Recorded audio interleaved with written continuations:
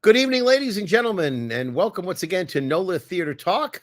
My name is Alan Smason, and we broadcast on Monday nights whenever we can to the NOLA Theater Folk Facebook group, the theatercriticism.com Facebook page, and my own YouTube channel. And again, those of you who are out there, we have a very big show tonight, and I say big because we have a lot of people coming into the room. So we want to invite everybody in. We're going to bring them in a little bit at a time. First off, though, I want to tell anybody who's out there watching, we haven't had much of a chance to really promote this show much. I did promote it on the Steppin' Out show not that long ago on Thursday, but I wasn't sure who we would have and how many people, etc. So I really wasn't able to definitively put out a promotion on the show for tonight until earlier this afternoon, which is usually not the best way to do things. Usually you want to have a little bit more advance notice. But again, we're glad to have the people who have assembled here. Again, for those of you who are going to make comments tonight, please go to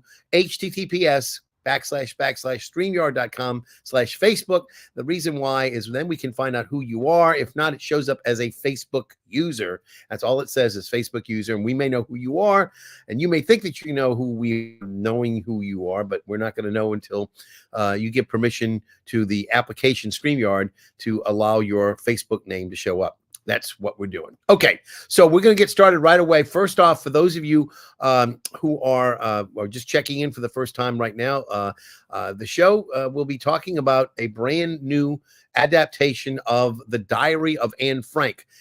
This was Wendy Castleman who wrote this and adapted. We're going to find a little bit about the background on this particular adaptation and why it was it's brought about a little bit of, I would say, maybe controversy in terms of the way that the Diary of Anne Frank is now conceived. But again, we should start by saying that the Diary of Anne Frank is the name of the play that's based on the book that was called The Diary of a Young Girl.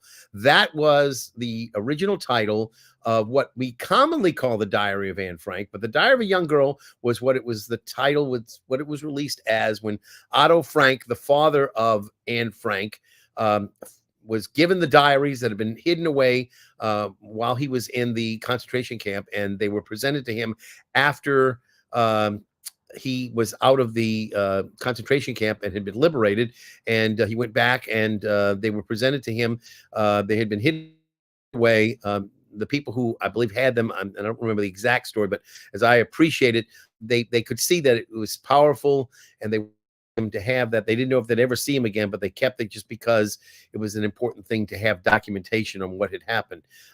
So he took those diaries and he excised certain portions of it, and he printed out the parts that he felt comfortable printing, but apparently some of the things that he took out were things that maybe either he felt he was protecting the memory of his daughter, and he didn't want to have the whole world know about her coming of age as a young woman, and perhaps things that as a father you try to maybe not really let the world know about in terms of her becoming a sexually active kind of individual. I'm not saying she was actually having, but what I'm saying is having feelings of womanhood.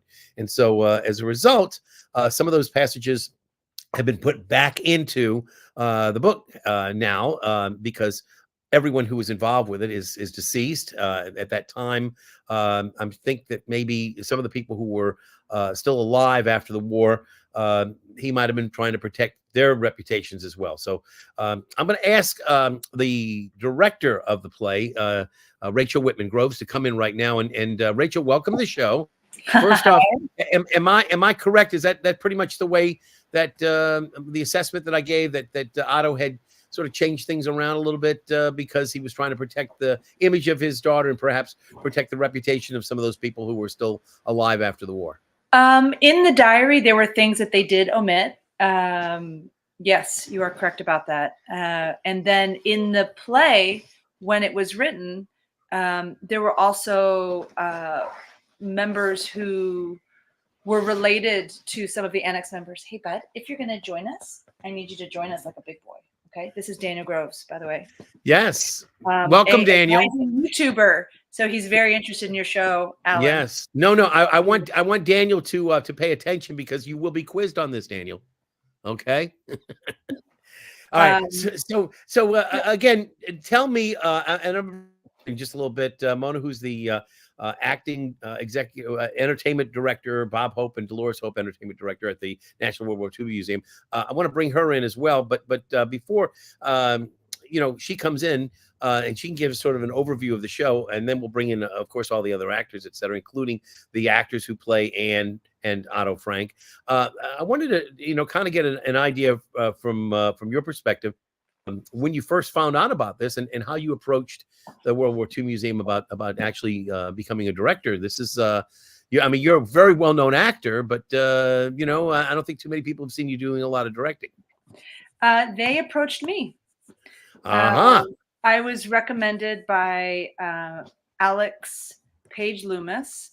We had worked together on some things, and she recommended me. She thought that I would be a good director for this project.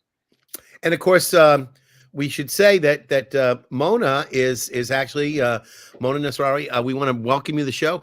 You've been on the show before, but in this capacity, usually when we talked, we're usually talking to Erica Jensen, who of course is on maternity leave, and so you're now kind of filling those big shoes because she had two big twins, as it were, that she's dealing with. And so congratulations to her. And I know she's going to be out for another few weeks as far as that goes. And you actually inherited this show. This is something I'm sure you probably knew about in advance, but I bet when they announced it, you didn't have any idea that you'd be shepherding the project, as it were. Right. So I love the new responsibility. It's been great. But before I found out Erica was pregnant, she was like, "This is the biggest show the museum's done. So we're super excited. It's going to be this big project." And then she was like, "Well, I'm leaving, so it's just going to be you working on it." Right. It was pretty terrifying at first, but I said today in one of my meetings that being a part of this has reminded me again what the meaning of teamwork means. It truly takes a village, That's it does, and it did, and I'm so grateful. It's not like I was left, to fight for myself. Everyone really has been so great, and I've been really fortunate to. So Rachel said that you all approached her. Is that an accurate depiction of the way things were? Yeah, it was. So when we decided to do the show, it was really, really important and crucial who we brought on. Just to make sure we had people who would be passionate about the project, who understood the subject. And so we searched, for a good while. And then Erica was presented to Rachel, and I believe y'all spoke, and she just told me, she was like, I think we found it. I think we found her. And yeah. That's great. And you came along, Rachel, and it was great. So again, for those of you who have not been to the National World War II Museum's BB Stage Door Canteen, and I don't know that there are that many people out there who haven't. It's a beautiful facility. They have done some plays before. They did the Angels Over Tuskegee not that long ago. But the very first play I remember was Biloxi Blues, and I actually was there and took some pictures, etc. I still have some. If you ever need any documentation that you did do a straight play before of at least 2 hours in duration, I can attest to the fact. And it was a change, because a lot of the shows that the National World War II Museum usually presents at BB Stage Door Canteen tend to be around an hour and 5 minutes or so. You might see maybe like the Winston Churchill thing. It was a little bit longer. But that was a fantastic show, by the way. But the show presentations are kind of made to kind of keep everybody entertained, and then allow them to go back and go see some of the more of the museum, or perhaps to just be done with the presentation for the day and move on. A lot of times you'll do things like at Christmas time, and they're geared to have people come in, be entertained, and then get back to the holiday. So I appreciate all that you do. Some fantastic work that's been done on that stage. And again, this is just another one in the traditional pieces that you've done. A little bit of a departure, because it is such a full show, over 2 hours essentially, with the intermission. So we want to remind people that this is not your typical BB Stage Door Canteen presentation. It's got a lot of people in it. It's not just three victory bells on stage. You know, you've got a full cast, and we're about to introduce our audience to them as well. And I wanted to, of course, acknowledge the director, Rachel, and you as, I guess, the executive producer of the work. Even though I'm sure the museum is large, it's doing it, but you're sort of shepherding the project. I like that. So when you're doing the Diary of Anne Frank, the most important person that you have to talk about, first off, is the actress playing Anne Frank. I want to bring her in. This is Tara, and I believe you're on mute. So let's get your voice to be able to be heard as much as you are as lovely an actor on stage and off. Tara, tell everybody a little bit about how you came to the project. How did you get involved? Did you audition, or if so, who told you to audition? How did that happen? Yes, so I am actually in an acting class with Rachel and some of the other members of the class, of the cast, excuse me.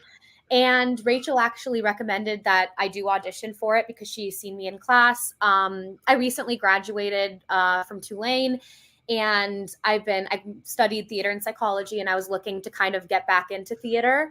And so she suggested that I audition, and I did. And and so I ended up in it, and it's been so great working with people that I know and people I don't know. I've really loved the whole experience, and it's been so much fun working with Rachel in a different capacity than I've seen her in the past in class. So Rachel put in a ringer, basically, huh? Several ringers. Well, no, I think anybody who goes to the show, and I did see the show yesterday. I was very privileged. Take it back. So it's Saturday night. I was very privileged to see it. Full house for the most part. I mean, there are very few seats that are left. You do have some seats next week, so we should remind everybody, if you're interested in going, book your tickets as early as you can, because there's only a certain number of seats that are left. And you've been performing this for a lot of students too, correct? Yes. Tell me a bit about that. So performing for the high school students has been really interesting. It's really fun to see what they resonate with as opposed to what the adults resonate with. I think it's especially clear with jokes, like what people find funny. But it's really exciting to see kind of how throughout the play they kind of start taking it more seriously. Because, at the beginning, they were all, especially the first day, they're all cracking jokes and everything and making fun of things. But then towards the end, you can really see that they start to understand that it is serious and they actually care about it. And they'll still make jokes because they're high schoolers and they're immature. But I remember I was so struck because at the end, they really,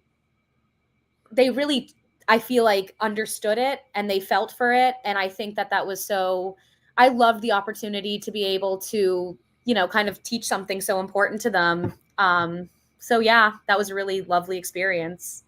So we're getting ready to bring everybody in. And again, you talk about a little bit about being a little bit maybe approaching the work with a little levity and maybe not approaching it as serious as they should. We started this show during the pandemic. And as I remind everybody, during the pandemic, we needed sometimes to have a little adult beverage from time to time to get us through. Some people grabbed their wine glasses. Some people grabbed their heavy liquor. Some people said, well, I'm working my program, I'm still going to come in. But, we always ask somebody to bring something in as a way of having an icebreaker. So I've never done this before. I'm actually having a beer tonight because I didn't have time to make a preparation. I ran in from a meeting that was at. So this is actually a beer. And I thought, well, what's more lovely than that? This particular play takes place in Amsterdam. And one of my favorite beers is Heineken, which is made in Amsterdam. So I'm sort of drinking a Sam Adams, but it's an homage to Heineken. And I hope everybody will appreciate that. Rachel, what did you bring in with your youngster there, Dan? I have a strawberry sparkling juice from Trader Joe's in a very big cup. Oh, Daniel has a cup. Okay, Daniel. What you got? M&Ms? Water. Okay. All right. M&M cup that says Daniel. You know what, Daniel? You ought to hit your mom up for something heavier, like a little lemonade one day. All right, go ahead. Oh, there's lemonade in the next room. No, I have lemonade right here. All right. I have lemonade, Daniel. You do? Tara, you got lemonade? And Mona, what did you bring in? What did you got? I'm drinking green tea. Ah, Very nice. Okay. So we're going to ask everybody to bring it. And it's not to really, make fun or whatever. Again, I hope everybody understands. We're just sort of getting down. We're talking with each other, but we're inviting people to come in. And I wanted to kind of like sort of lighten the load of having to come in a little bit. And that way people can actually be very specific to their own identity. If they have a particular drink they want people to share, or they want people to know about, they can come in. So the person who's playing, the actor who's playing Otto Frank, a very important character, not just in the fact that he was Anne Frank's father, but he's the one who was responsible, as I mentioned earlier, for actually getting her diaries published as The Diary of a Young Girl. And the actor playing Otto Frank is John, and I hope I say Jabaley. Is that correct? Yes, it is. All right, I got it right. So John, it's a very heavy role that you have. You're almost, I would say, the most pretty stable of all the people. You're the one who kind of feels like you're the most responsible for getting everybody into the situation of going into hiding.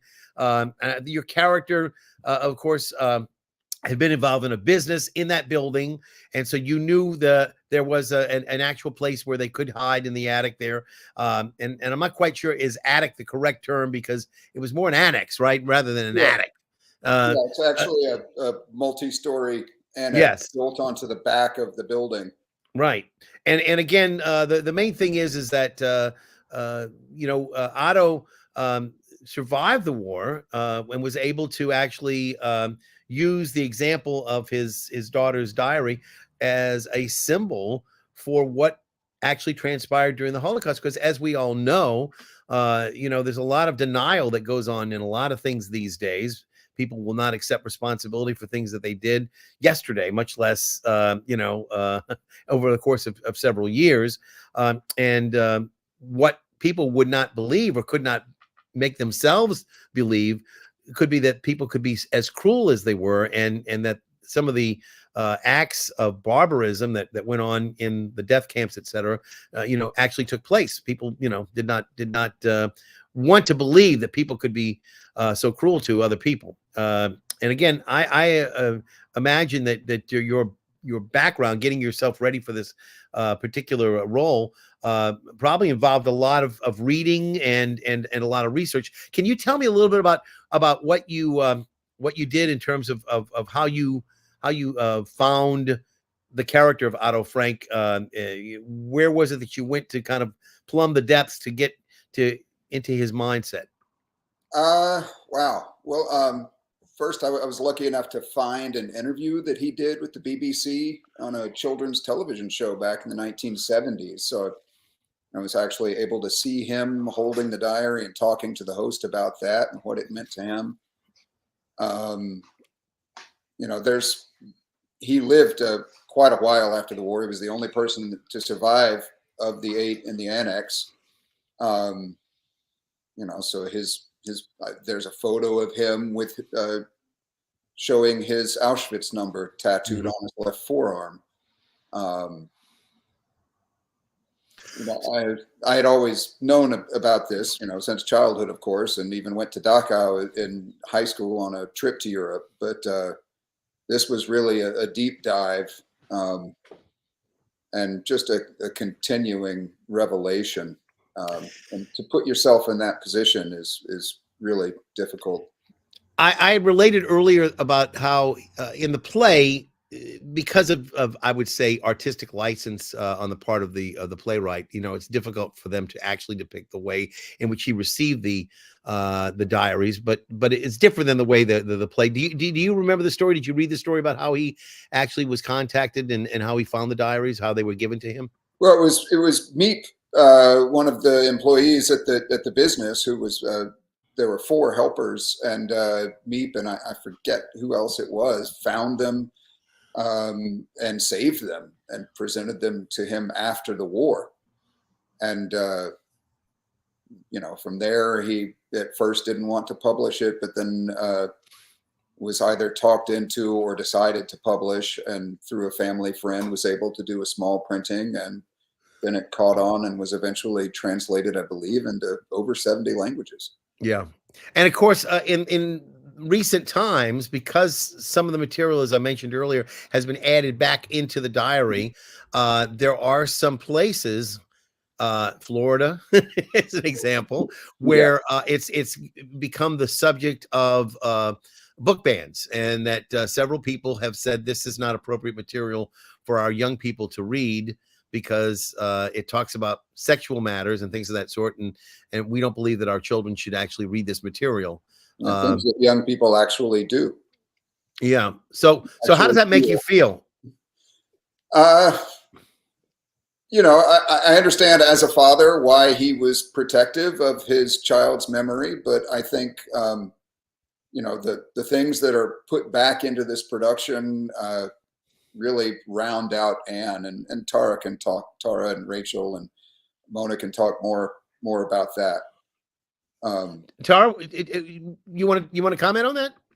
Yeah, for sure. So I think one of the things, you know, there is a moment in the show that I had to prepare myself for a lot, because I do talk about sexual matters, and I knew the high schoolers specifically would, you know, have their comments and such. But I agree. I think it's really important for young people to kind of be exposed to that kind of thing in a healthy way. I was always raised with the idea that, you know, if you don't learn about it, you're going to learn about it somehow. So it's better for it to be in a kind of a controlled environment. And I just thought it was really beautiful the way that this play kind of emphasized that it wasn't just like, oh, she's totally boy crazy, but she was really like discovering herself and finding like the beauty in romance and in her own sexuality. And I think that, well, that's one of the things I really liked about this specific adaptation. And I also really appreciated the way that everyone went about working on it in such a sensitive way and taking it so seriously and not like a joke. So, yeah. Okay. Well, we have some other actors who are waiting to get into the room, and I want to bring them in as well. First off, the other family that comes to live with the Frank family is the Von Dams, and we have Mrs. Von Dam, Leslie Nipko here. And Leslie, we see you've got the background is the poster for the show, The Diary of Anne Frank, and that, of course, is the actual photo of Anne Frank. One of the more famous pictures that you know of that represents the Holocaust era. When people see that picture, they know exactly who that is. And, you know, she's world famous now. And she's been dead, believe it or not, since 1944. And it's interesting to know that of all the people who were probably exterminated during the Holocaust, that her image still survives to this day, and that everybody seems to know universally who she is. Speak to me a little bit about Ms. Von Dam. She has some issues, as it were. You know, she doesn't want to be hiding. She's having to live in a very small space, share her life with her, I guess, friends, you might say, and having to have meager food and having to be quiet and having to hide. And again, she's got a son who's there with her, and her husband.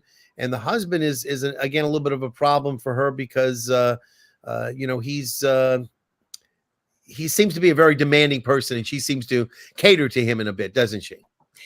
Yes, she does. And I find that Mrs. Von Dam is extremely human. And I actually called the Anne Frank house and spoke to them. And they told me that the only thing we actually know about the real person are the things in Anne's diary and the 2 photos that exist of her, which are blurry and grainy. She, to me, is very relatable to a lot of people. She's not noble in the least.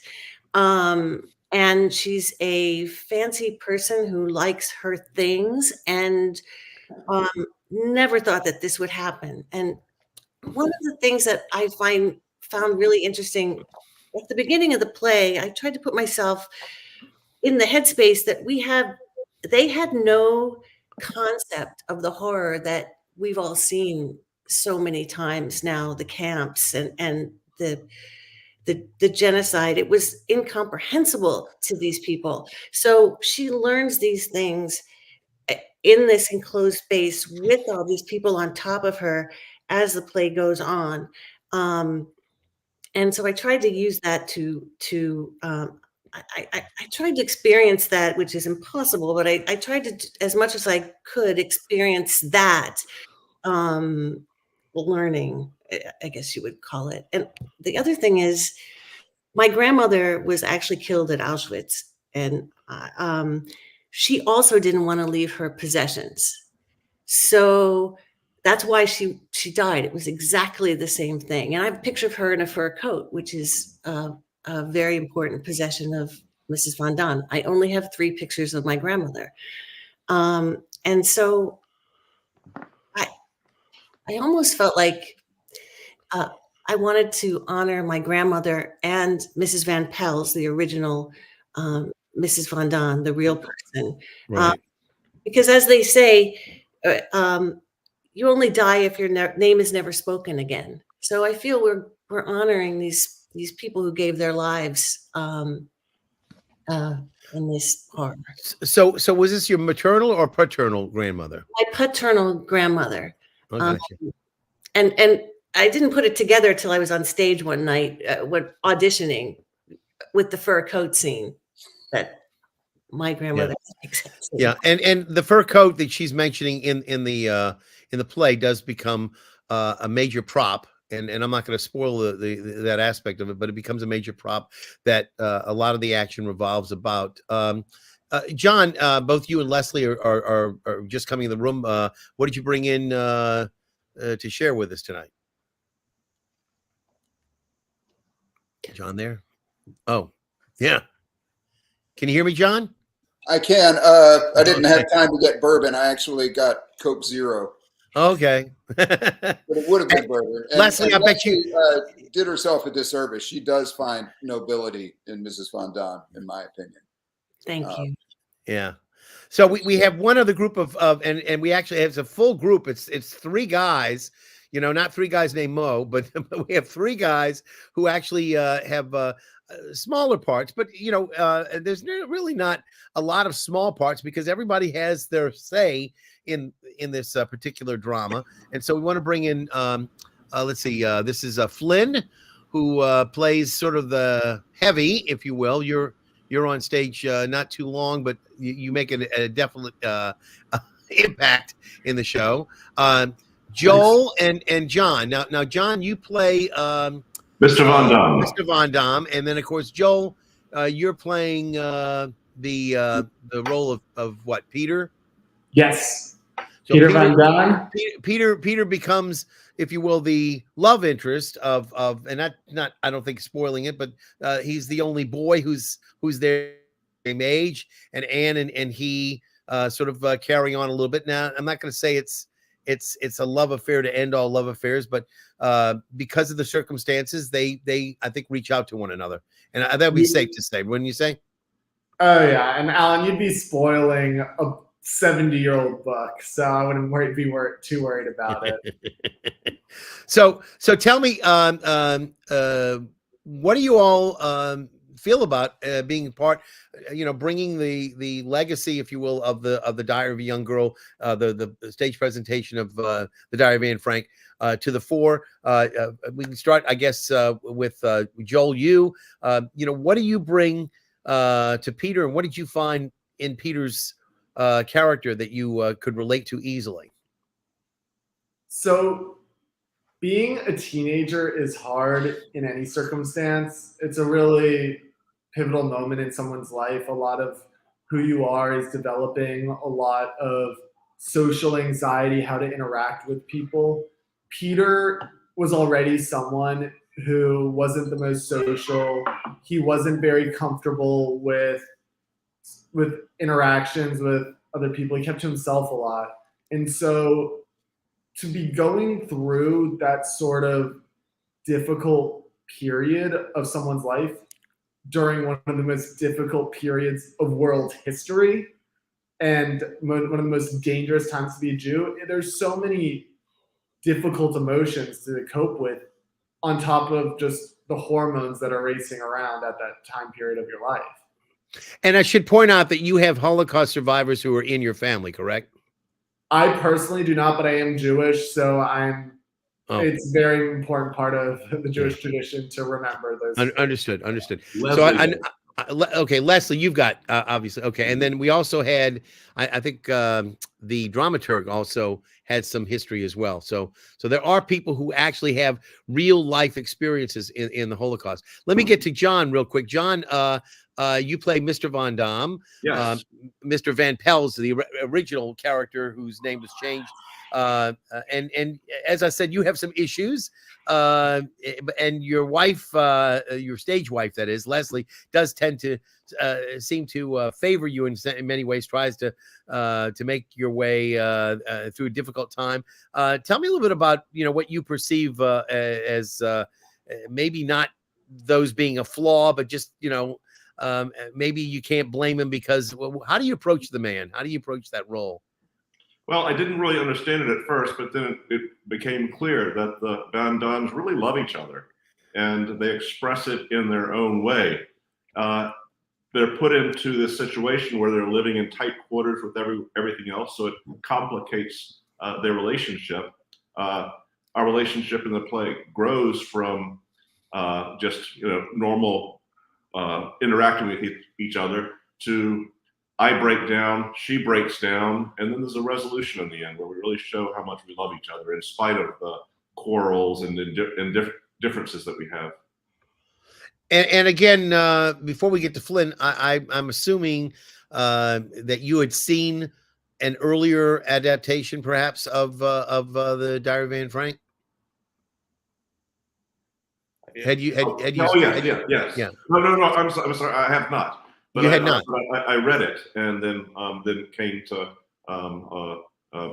understand this adaptation as well. So yeah, I was just trying to get an idea if you had seen a previous production or seen perhaps a film that was based on the adaptation that maybe gave you a little bit more insight into it.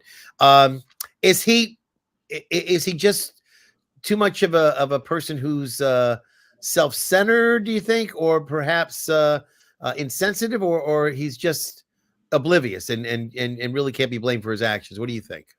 I think I don't want to judge the character or the man. He's in a very difficult situation, and he's just reacting in his own way. And I think there's the truth of it, and he understands himself. He understands when he is abrasive or unfair to his wife. And I think the lovely thing about the play is that it resolves itself in the end, where we really show that we love each other. And unfortunately, by the time you all resolve that, that's when it's time for Flynn to come on the scene. I know. And, Flynn comes and spoils it all. Yeah. How does it feel to be the heavy, Flynn? It was, like in real life, as pretty much everyone in the cast can attest to, I'm pretty loud and gregarious and don't really hold my tongue very well. But what I am is that I'm not a coward in real life.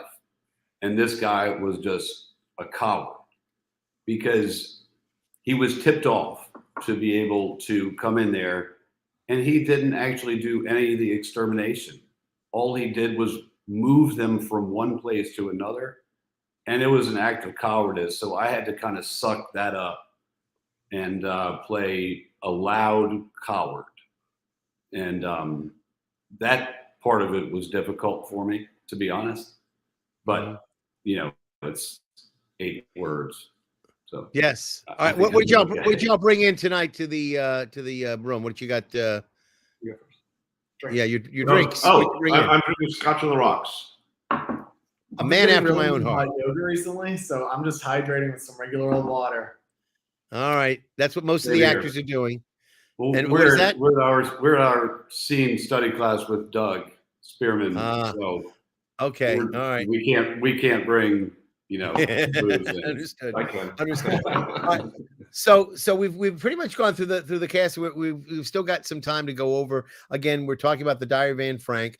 Again, Rachel Whitman Groves, our director, is here. We have Mona Nasrari, who is the interim Bob and Dolores Hope entertainment director for the National World War II Museum, Leslie Nipko, John Givalli, Tara Ampolini, and then we have Flynn, Joel, and John, who are here representing some of the male characters. Some smaller, but not necessarily, very small roles, but some smaller than let's say the bigger roles that you might expect with the central role of Anne. So we appreciate all of y'all being here tonight, and I've got a few photos I wanted to share. Now I've got the official photos I'm going to do that we were sanctioned, and I'm not going to ask permission from Mona, but I have some of the other pictures that I'd like to show because they're pictures that show up some of the cast straight up forward. But we're going to go with the official pictures first, and this is a real good opportunity we can share here. Again, this is as you can see, they're lighting some candles there. So that might be relating to a particular holiday that might be celebrated on the Jewish calendar. And you can see there's everybody celebrating all together. And again, Otto, you can see on his jacket is wearing the Jewish star, the yellow star that all Jews were forced to wear. Many of the people who are inside the annex there choose not to wear it. They're in hiding. They say, why should we? Those rules apply to people who are on the outside. We're inside and we're insulating ourselves. So I love that. This is another shot of I'm not quite sure what the action is here. Maybe somebody can let me know. Is this where they're reacting to a sound somewhere, perhaps? This is a scene during Hanukkah where I don't want to give a spoiler, but they are surprised by. Okay, so they're hearing something. So they're reacting that way because normally I would imagine that they were quiet during the day when the office was open, and then at night they could pretty much talk amongst themselves. So and again, some of the other shots that we've got here, they've got this one here.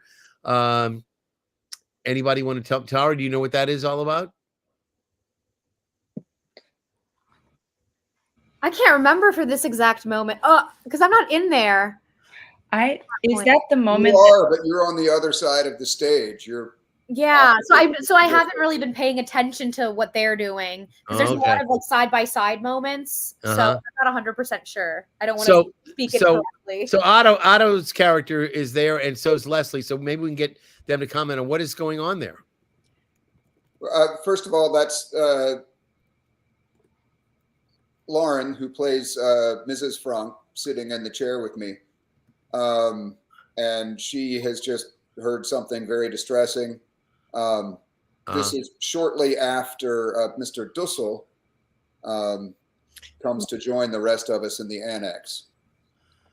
Okay, that and Mr. Dussel is a doctor. He's a dentist, isn't he? Yes, he's a dentist who was another Jewish man living in Amsterdam and has joined us in hiding. Yeah. Okay, we got another shot here. Now this is Peter and the two Von Dams. It's actually the three Von Dams, but the two Mr. and Mrs. Von Dam and Peter. And maybe I can get Joel to comment on what is going on there. You remember this? So it's one of many possible moments during the play where we're receiving some bad news. In this case, in particular, this is right after the arrival of Mr. Dussel, the dentist, who's the 8th resident of the annex. And he shared some distressing news for what was going on outside in the world. And that's us experiencing that moment. And then the last of the this is one we had. This is an official, I think, World War II picture that we've got, and you can see actually Flynn is just in the middle there, right? I can just barely see him up behind in the back wearing his SS cap there. But there are other characters all lined up, including Meep and the other. Is it Mr. Kaler? I'm trying to remember the other gentleman's name. Crawler. Yeah. Crawler. Yeah.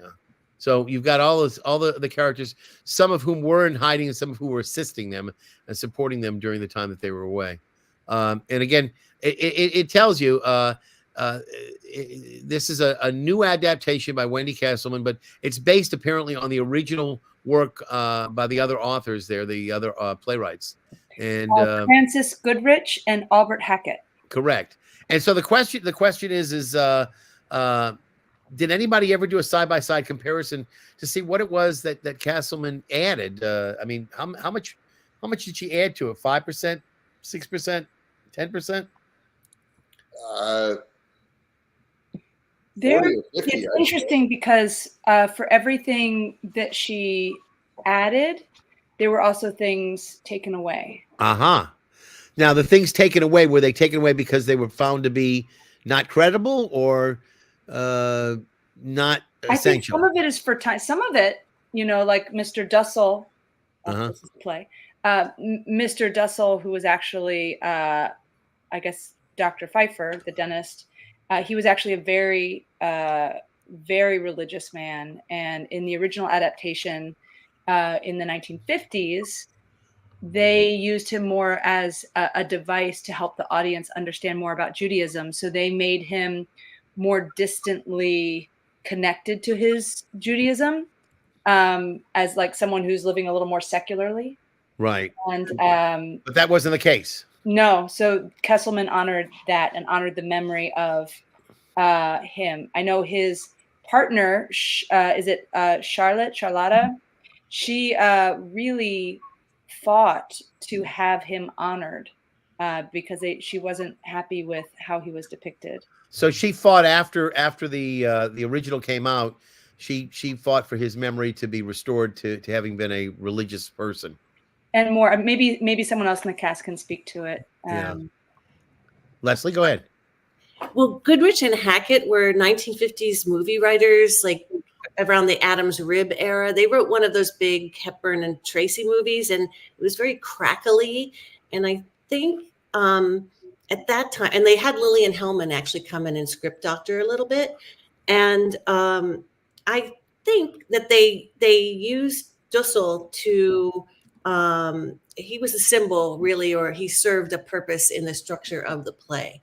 But actually, in reality, Dussel, his common law wife, Charlotte, her letters to and from Dussel were found in a flea market in Amsterdam in the 80s. And some of them are published. It's in a book you can only get through England, but we got a hold of it. And it does show an entirely different side to the Dussel that was portrayed in the film, for instance, as an older, sort of nervous man.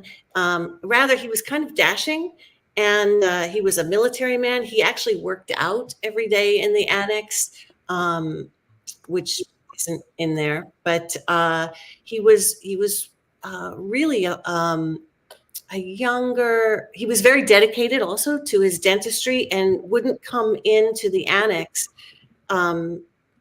before he finished someone's dental surgery completely. So he was willing to sacrifice his life for his patient. So it's in a way impressive, yeah. In a way, you have to look at this, and I did this also. It was written through the eyes of a 13, 14, 15-year-old girl.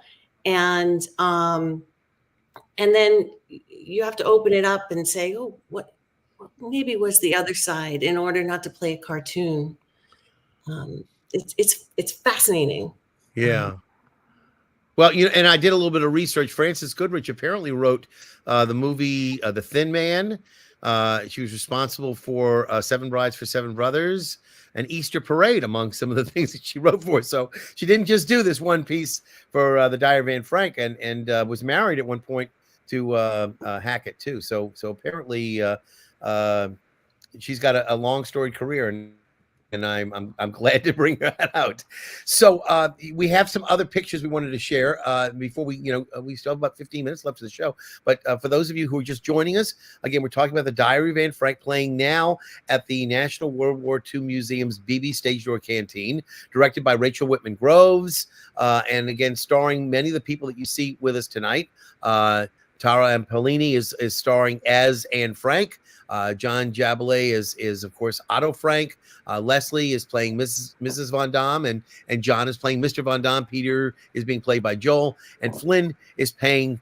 I guess he's playing the, as I like to say, the heavy. He's playing the SS officer who discovers him. Again, I was doing a little bit of research and I found a story that was released a few years back about who actually betrayed the Franks and the Von Dammes, or is it were the Van Pelts, or the actual name of the people who were there. But it's interesting that they did actually find out who it was, and it turned out that he had given up the names of the people there because he was looking to sort of improve his lot. He was looking to make some money or something, and basically gave him up for some sort of consideration, whatever it was. So it was, just people have been looking for that. It was a cold case, and somebody actually finally solved who it was because they have documentation now that links it all, which is kind of interesting because for many, many years, nobody knew who it was. So I do have, like I said, a few other photos I wanted to throw up. And again, if anybody wants to comment tonight, we remind you, just go on, comments are welcome. We'll put them up as soon as we can. This is where you go if you want to see your name actually displayed. If not, it's going to show up as Facebook user. And again, some of the other pieces that we've got for tonight that we wanted to display. This is a very nice picture that was taken of Tara. And again, we have some of the pictures of the people who were actually hiding in the annex, and again, Flynn is there as well in his guise as the SS officer. I love this. This is just the Frank family. Margot, of course, is another actress who's in the show, and then Mrs. Frank as well that we saw a couple of pictures. And again, the two characters on the left, Otto and Anne. And again, those of you looking to see, we have the same group, but superimposed with the actual title of the work. So there you have it. So again, we're going to have what shows on Friday, Saturday, and Sunday. Rachel, is that going to be it? And so unfortunately, it's a short-lived show. You're sort of rehearsing, and then you have 6 performances. Of course, a lot more performances for the student groups. And I guess, Mona, can you speak a little bit to that too? How many students do you anticipate your show is going to reach? So 4 student shows in total, and each one has about like 200, between 210. So, that's ultimately almost 2, 4, 6, 8. Don't judge me on my math, but that's a lot of kids overall to see this type of show. And really quickly, while I'm talking, I really have to give kudos to the cast and to Rachel, because this was a difficult process putting it on, in the sense that the BB Stage Door Canteen is a part of this giant museum, so they had to go through a lot of difficult things to just be able to get to rehearse in the space, and to kind of be able to just focus purely on the show. And you guys handled it beautifully. Of course, Anne Frank was being rehearsed in the busiest time of the year for the museum. And so just being able to see it, how beautifully the show came about with all of those kind of conflicts that y'all were fighting against with the museum schedule, is just really incredible. And I should hasten to point out the fact that, Mona, you are an actor in your own right, having played Maggie the cat in a recent production of Cat on a Hot Tin Roof, and at Le Petit Theater, competing companies. But again, you know what it is to be involved in a production and to have to put a lot of your sweat, industry, and perhaps tears, and maybe a little bit of laughter thrown in to be able to get the characters fleshed out, and to be able to take the direction, get the blocking down, etc. And then all of a sudden you're doing it, and then it's over, right? So, yes, ethereal. It's like a little gift that you give someone and it flies away. That's it. Yeah. Yeah. It's been amazing to be a part of and to watch with like a bird's eye view. Now, been I'm so not. Yeah, I appreciate that, and again, good job.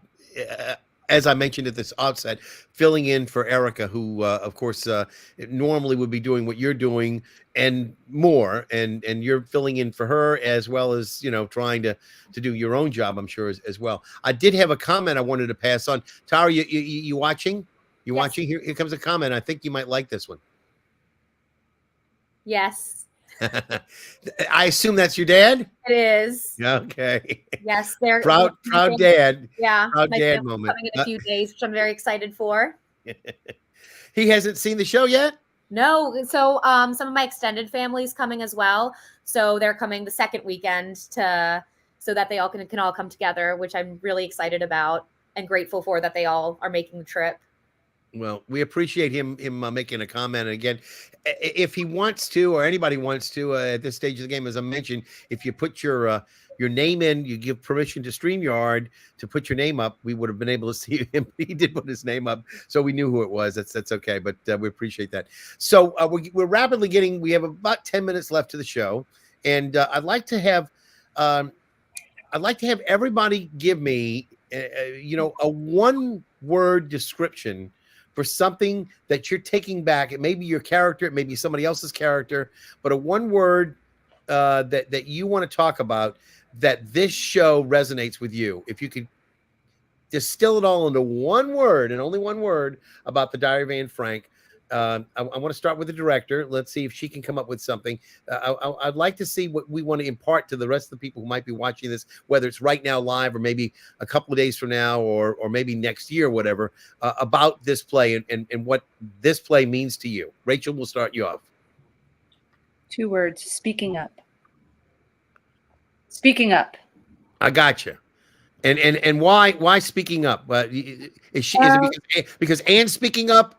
Or because all of the above, all the layers. I mean, as women now, I think there's, a movement to speak up for all of. I mean, one of the things about this particular play, we hired an amazing vocal coach and dialect coach, Amy Chafee, and then we read Kesselman's instruction that that she doesn't want it done with accents because they were neighbors. They weren't some foreign group that was other.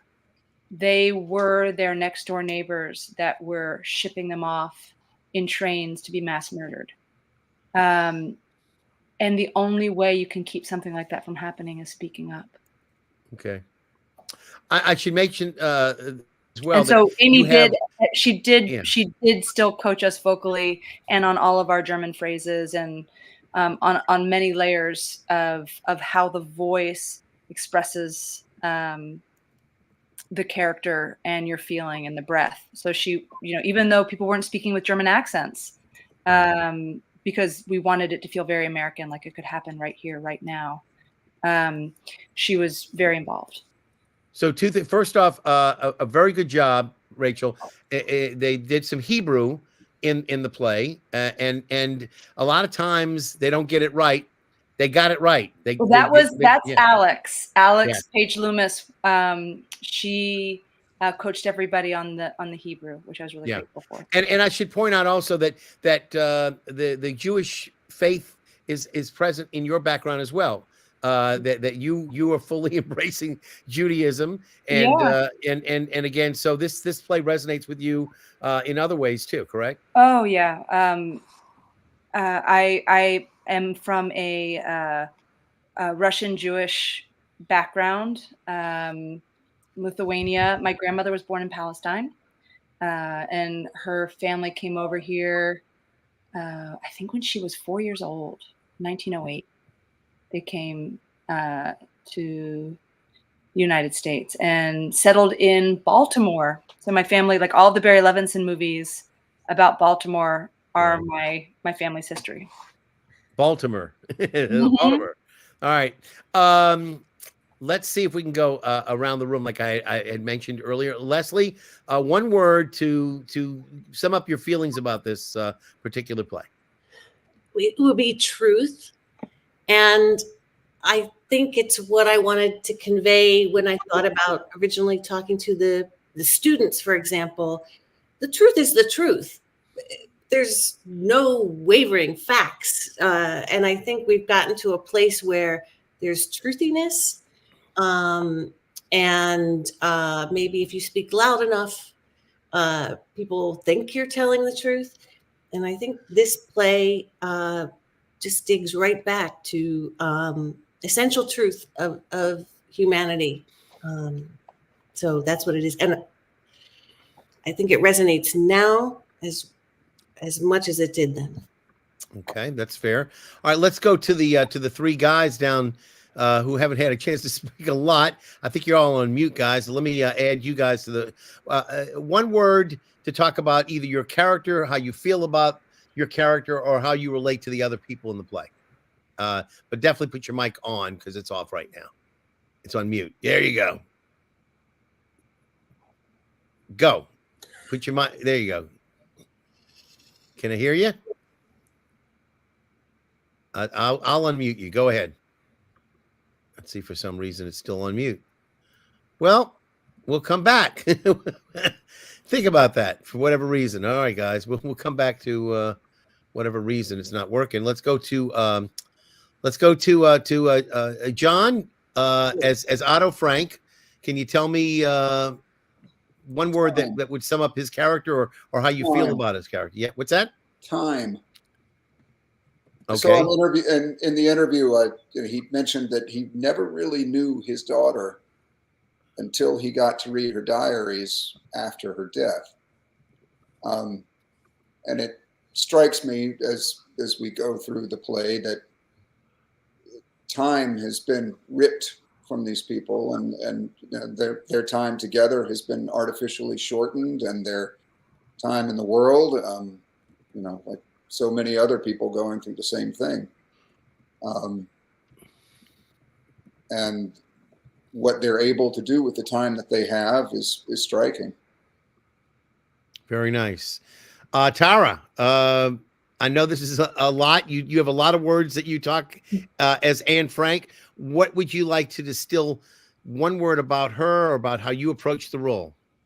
My one word would be girlhood. A big part of the reason I took this role in the first place was because I feel like young women are so rarely taken seriously, and their stories are so often told. So rarely told, whereas, other people's stories are.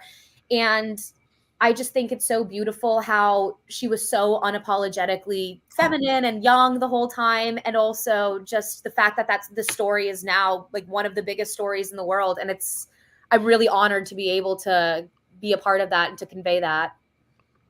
Well, I had to kick the three guys out because their mic were not responding or whatever. So hopefully they're listening in. They need to come back in right away so we can say goodnight to them. And I guess to put the finishing touches, I'll ask Mona, to add her comments about anything that she takes away from this particular play. Yeah. So I guess if I had a word, it would be compassion.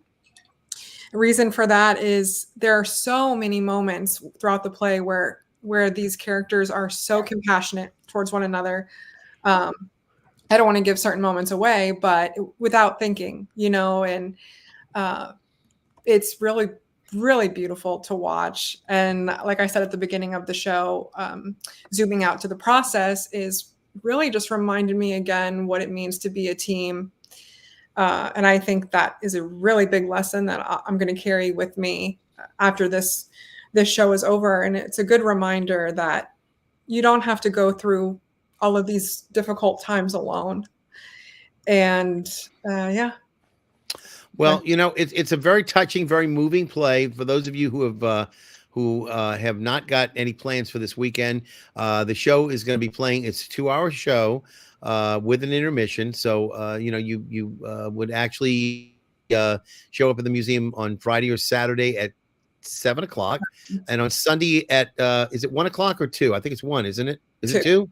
Okay, so 2 o'clock till 4 o'clock, or 7 till 9 approximately, and you'll have a little short 15-minute intermission in there as well to keep you going. And again, my apologies to Flynn, Joel, and John. Their computer was about to die, they said, and for some reason the microphone was not responding, even when I was prodding it to come back in. So again, I want to thank them for being here. I want to thank Tara in the role of Anne Frank, who was here tonight representing herself. John, who was here representing Otto Frank, his character. Leslie as Mrs. Von Damme. And again, we mentioned John, who was Mr. Von Damme, Joel, their son Peter, and Flynn, who plays the SS officer. And again, thank you, Mona, for being here, shepherding this, and we'll ask you, obviously we'll have you come back possibly with Erica to talk about some of the other things that are going to be happening at the National World War II Museum. Big thanks to Rachel Whitman Groves, the director of this beautiful production of The Diary of Anne Frank. Again, I want to thank everybody for being here tonight. I'm going to ask everybody to just stick around for just a minute while I say goodnight to everybody. Again, my name is Alan Smason. Those of you who know, this is NOLA Theater Talk. And I'm happy to be here with you on Monday nights. We broadcast to the NOLA Theater Folk Facebook group, the theatercriticism.com Facebook page, not theatercriticism.com, which is the website I founded, but this is the social media page on Facebook, and also on the YouTube channel that we founded some years ago. So again, we appreciate everybody being with us. And again, this is just one of the episodes that we've done. We've been doing this, I hate to say it, come April the 1st, it'll be 4 years that we started up this program. And during much of the time during the pandemic, we were the only theater thing going on in town.